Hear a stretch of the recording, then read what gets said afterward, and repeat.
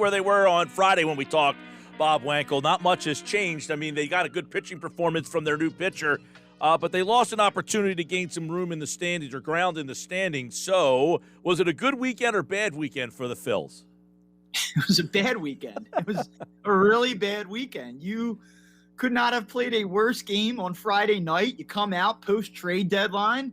This is supposed to be the soft spot in the schedule, and you go out and you get one hit by the Pittsburgh Pirates.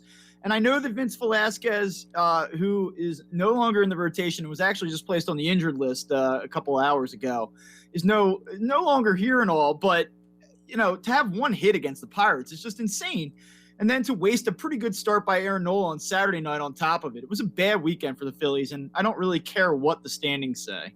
3.5 games out. They got a great pitching performance from their new pitcher, Kyle Gibson, which was compounded by the fact that they went to their closer, who had to throw 30-plus pitches in that game and might not be available for tonight. But that being said, 3.5 back. You've got Washington, as you've chronicled on this show, a bad baseball team who you couldn't take care of last week. It just seems that the story is being written here, man. This is a team that takes 1 step forward, 2 steps back, 2 steps forward, 1 step back, and it all adds up to 500. It really feels like they're making a beeline for 81 and 81. It really does. I mean, listen, they didn't take advantage of a bad Washington team at home last week. Now the team that they're going to see this week is even worse. And so, again, there's a big opportunity here in a 4-game series to do some damage, maybe get this thing down to 2.5, going into this big series with the Mets at home this weekend. But will they do that? I have no idea. I would probably, if I had to make a bet on how many games will the Phillies win in this upcoming series, 2. I'd say 2, Mike. 2 and 2. 2. Right, exactly. That's the way I feel right about now. But let that being said, the fact that they got a good outing from Gibson, and now they're going to go with Suarez. What are your thoughts on them making the decision to use Suarez now in the rotation as opposed to keeping him in that bullpen? Yeah, well, let me preface this by saying that at the end of the day, any move that gets Matt Moore and Vince Velasquez out of the rotation is a good move. It's hard to argue with the logic, but I really would have liked to see the Phillies go out and add another starting pitcher at the trade deadline. Joe Girardi, since he's been here, has not had 2 good options out of the bullpen at the same time, and now you're taking a guy who has had the best season of anybody that is currently in that bullpen or has been in that bullpen all season, and you're moving him out to the starting rotation. And I just, listen, it's kind of like you're spinning your wheels. You bring in Ian Kennedy, but then you remove Ranger Suarez. You're still talking about a very thin bullpen. You saw on Saturday night they go to Jose Alvarado in a tie game in the 9th inning. It cost them. That's a spot where you would have liked to have seen either Ian Kennedy or Ranger Suarez pitch. And so I already think that this move has cost them 1 game as it is. It's going to take him a little bit of time to get stretched out. And my biggest concern of all is that Ranger Suarez this season was a sinker changeup guy. 75% of his pitches has come on a 2-pitch mix. If you want to be a starting pitcher, you need to add a 3rd, 4th pitch. And he has not had success previously, although he was young and inexperienced at the time. He hasn't had a ton of experience or success using a 4-pitch mix. So it's not just like, hey, he was dominant late in games and it's just going to translate to being successful in the rotation. I hear what you're saying on getting Moore and Velasquez out, and I don't know that they have a better option. But it's almost like you made a trade for Kennedy and just flipped him with Suarez, so your bullpen is still crappy.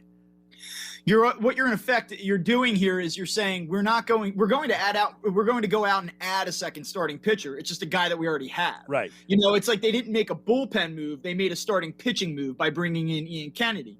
And I get it. And, the market and the prices dictate what you can do. Their lack of prospects dictate what you can do. Certainly, I think it's very clear, and I'm not criticizing Dave Dombrowski or the front office. I think that they evaluated this team and said there may be enough there to get to the finish line, possibly win this division, but we're not willing to mortgage premier prospects to do it. And I can't fault them for that. I really can't.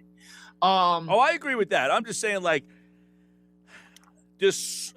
Now you have a rotation of Eflin, Gibson, Suarez, and then Nolan. I mean, is that worth it to now? Because if Suarez is in your bullpen, you lengthen your bullpen that much more with Suarez essentially as the left-handed guy in the 8th, and maybe Bradley. You know what I'm saying? It feels like you could have lengthened your bullpen, and you're still exactly where you were. You just have a different guy closing. Yeah, you're exactly where you were at last week with your bullpen. You still don't have a lot of options. You really only have one decent option that you feel pretty good about in the ninth inning. Getting to the ninth inning is going to be a roller coaster, and that's why it would have been nice to have a righty and a lefty. The lefty can go multiple innings, really would kind of create a suddenly formidable bullpen, but now you don't have that. And Mike, honestly, when you look at the starting rotation, you can talk about Ranger Suarez joining it, but if Zach Eflin doesn't come back in timely fashion here, and let's say he misses another 4 or 5 starts, or even worse, he doesn't get to a point where he's comfortable for the remainder of the season. Listen, I just don't even understand. You could be the most optimistic person on earth, but if Chase Anderson is just going to fill one of these spots, again, it's like a lateral move from Matt Moore or Vince Velasquez. Chase Anderson had a 6.96 ERA in 7 starts to begin the season, and he was terrible on his rehab assignment at Lehigh Valley after he was placed on the COVID-related IL. So is Cole Hamels now even more of a possibility? You would think so. I mean, listen, I wasn't there. I didn't see him throw, but let's just say he looked league average or slightly below league average.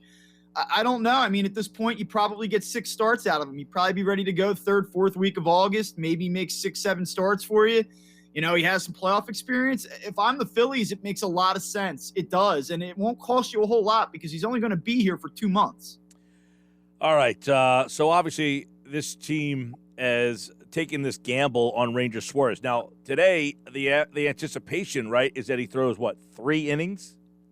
Yeah, you're probably going to get 3 innings out of him tonight in a best-case scenario. I think that they'll probably work him up to about 4 or 5 innings in his next start, and then you would hope the third start, the third time through, if all things are going well, that then he can kind of you just see where he's at. Maybe you get him up into the 80-90 pitch range at that point. But they're going to have to stretch him out very quickly, and the fact that they're doing this in the middle of and I use this in air quotes, so if you're listening on the radio, a pennant race, it's not an ideal situation. And I think it's more about desperation and a lack of options than it really is assessing this and saying, yeah, this is a great idea. Like, God forbid this organization just lets a young player that's thriving in a certain role develop within that role where he's really comfortable and productive. So now what with Velasquez? Well, he was placed on the injured list today with a blister on his middle finger retroactive to Friday night, so you won't see him for at least another week. The irony of that, the amount of middle fingers he's probably getting. Yeah, that was not lost upon me. Listen, man, I mean, he'll come back and he'll probably be a long man. There's going to be a need for that in this rotation still, probably on some nights. And so I think that you give him the ball in those, 7-2, 7-3 games and try to get 2-3 innings out of him at a time. And, I guess they're an injury or 2 away, though, from maybe Vince Velasquez making yet another start. But for the time being, I think that the Phillies have kind of said as a group, like, we just cannot do this anymore. I hope. I mean, he at least admitted it Friday night, like, hey, this is the same result I keep getting. Like, hello, he got it. Nobody else is realizing that he can't get that job done. Yeah, when he goes out on Friday night, he's had some success against the Marlins this season, and you said to yourself, like, I actually kind of thought he was going to trick everybody into one more start on Friday night. I was surprised. I know that you weren't. No. But I was surprised that he only went 2 innings and gave up 5 runs. I thought that Friday night was going to be one of those Vince Velasquez starts where you go, see, there's something there, and that you kind of trick yourself into another 2 or 3 outings. But he slammed the door shut on that possibility. All right, Bob Wankel, Crossing Broad, Phillies, Nationals. Ranger Suarez gets the ball tonight. We'll see how that goes as they try a new starter here. And obviously Kyle Gibson threw well on Sunday, so that was a positive. We'll see when Eflin's due back. You got the McCutchen injuries. You got the Hoskins injuries. But they got to kind of pull through here with what they got against a bad Nationals team. And then on Friday, it'll be the Mets and the Phillies with first place on the line. All right, Bob, we'll talk to you on Friday. All right, talk to you soon. All right, that's Bob Wankel, Crossing Broad.